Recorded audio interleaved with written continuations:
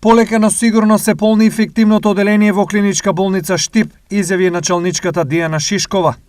Во инфективна амбуланта се јавуваат така се поголем број на пациенти кои имаат респираторна симптоматологија, пратена со покачена температура, со кашлица, малаксаност, главоболка, значи симптоми на вирусна инфекција.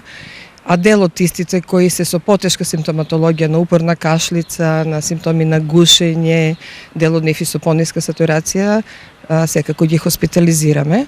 Во моментот имаме 16 пациенти. Пациенти на ова оделение има од сите делови на регионот, меѓутоа доминираат од Кочани, каде нема ниту слободни кревети, ниту соодветен лекарски третман. Кочанскиот регион се соочува со проблем на сместување, ми се чини, со такви се нашите информации на пациентите, со немање на инфектолог и на инфективно оделение, со намален број на интернисти и воопшто се што е како фебрилно се упатува кај нас.